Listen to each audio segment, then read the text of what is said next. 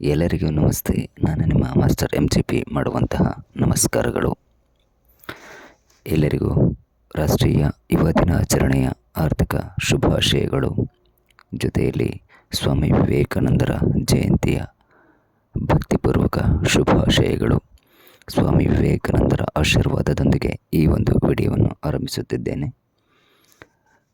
ನಿಮಗೆಲ್ಲರಿಗೂ ಗೊತ್ತಿರುವ ಹಾಗೆ ಸ್ವಾಮಿ ವಿವೇಕಾನಂದರು ಎಂದರೆ ಒಂದು ದೈತ್ಯ ಶಕ್ತಿ, ಒಂದು ಧೈರ್ಯ, ಒಂದು ತ್ಯಾಗ, ಒಂದು ಸ್ಫೂರ್ತಿ. ಹೀಗೆ ಒಂದಲ್ಲ ಎರಡಲ್ಲ ಸಾವಿರಾರು ಅಂಶಗಳನ್ನು ಒಳಗೊಂಡಿದ್ದವರು.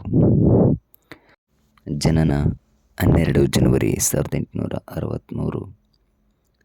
ಜನ್ಮಸ್ಥಳ ಕೋಲ್ಕತ್ತಾದಲ್ಲಿ. ತಂದೆ ವಿಶ್ವನಾಥ ದತ್ತ, ತಾಯಿ ಭುವನೇಶ್ವರ ದೇವಿಗೆ ಜನಿಸಿದಂತಹ ಭಾರತ ಕಂಡಂತಹ ಶ್ರೇಷ್ಠ ಪುರುಷ ಸ್ವಾಮಿ ವಿವೇಕಾನಂದರು.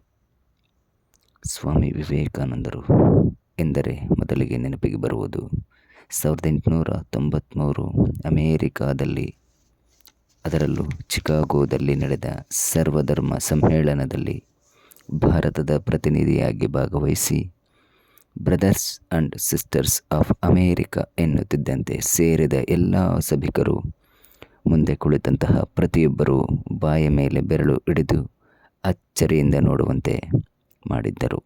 ಹಾಗೆ ಭಾರತದ ಕಡೆ ವಿಶ್ವ ತಿರುಗುವಂತೆ ಮಾಡಿದ ಮೊದಲಿಗರೆಂದರೆ ಅದು ಸ್ವಾಮಿ ವಿವೇಕಾನಂದರು ಎಂದು ಹೇಳಿದರೆ ತಪ್ಪಾಗಲಾರದು. ಹೀಗೆ 1897 ರಾಮಕೃಷ್ಣ ಮಿಷನ್ ಮಠ ಸ್ಥಾಪನೆ ಮಾಡಿ ಆಧ್ಯಾತ್ಮಿಕ ಮತ್ತು ಸಾಮಾಜಿಕ ಸೇವೆಗಳಿಗಾಗಿ ಒಂದು ಸಂಸ್ಥೆಯನ್ನು ತೆರೆದು ಪೋಷಿಸಿದರು. ವಿದೇಶದಲ್ಲಿ ಭಾರತದ ವೇದಗಳು, ಭಾರತದ ಯೋಗ ಪರಿಚಯ, ಭಾರತೀಯ ತತ್ವಶಾಸ್ತ್ರವನ್ನು ಎಳೆಯಾಗಿ ಬಿಚ್ಚಿಟ್ಟು ಪಾಶ್ಚಿಮಾತ್ಯರಿಗೆ ಅರ್ಥವಾಗುವಂತೆ ವಿವರಿಸಿದವರು ಮತ್ತು ಭಾರತದ ಸಾಂಸ್ಕೃತಿಕ ಕೊಡುಗೆಯನ್ನು ಎತ್ತಿ ತೋರಿಸಿದವರು. ಸ್ವಾಮಿ ವಿವೇಕಾನಂದರ ಪ್ರಕಾರ ಶಿಕ್ಷಣವು ಕೇವಲ ಜ್ಞಾನವನ್ನು ತುಂಬುವುದಲ್ಲ, ವ್ಯಕ್ತಿತ್ವ ವಿಕಸನವಾಗಬೇಕು. ಅದರ ಜೊತೆಯಲ್ಲಿ ಸಕಾರಾತ್ಮಕ ಮಾನವ ನಿರ್ಮಾಣವಾಗಬೇಕು ಎಂದು ಒತ್ತಿ ಹೇಳಿದವರು.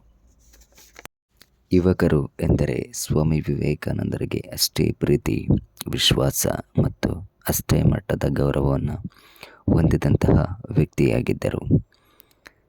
ಯುವಕರ ಕುರಿತಾದಂತಹ ಒಂದು ಮಾತು, ನನಗೆ ಬೇಕಾದುದು ಕಬ್ಬಿಣದ ಸ್ನಾಯುಗಳು, ಉಕ್ಕಿನ ನರಗಳು ಮತ್ತು ಸಿಡಿಲಿನಂಥ ಮನಸ್ಸುಗಳು. ಅಂತಹ ಕೆಲವೇ ತರುಣರಿಂದ ದೇಶದ ಭವಿಷ್ಯವನ್ನು ಬದಲಿಸಬಲ್ಲೆವು. ಈ ರೀತಿಯಾದಂತಹ ಒಬ್ಬ ಶ್ರೇಷ್ಠ ಸಂತ ನಮ್ಮ ಭಾರತ ದೇಶದಲ್ಲಿ ಜನ್ಮಿಸಿ ಭಾರತವನ್ನು ವಿಶ್ವಕ್ಕೆ ಪರಿಚಯಿಸಿ ಇಂದು ವಿಶ್ವವೇ ಭಾರತವನ್ನು ಕೊಂಡಾಡುವಂತೆ ಮಾಡಿದಂತಹ ಈ ಒಂದು ಮಹಾನ್ ಪುರುಷನಿಗೆ ಭಾರತೀಯರೆಲ್ಲರೂ ಸದಾ ಕೃತಜ್ಞರಾಗಿರಬೇಕು.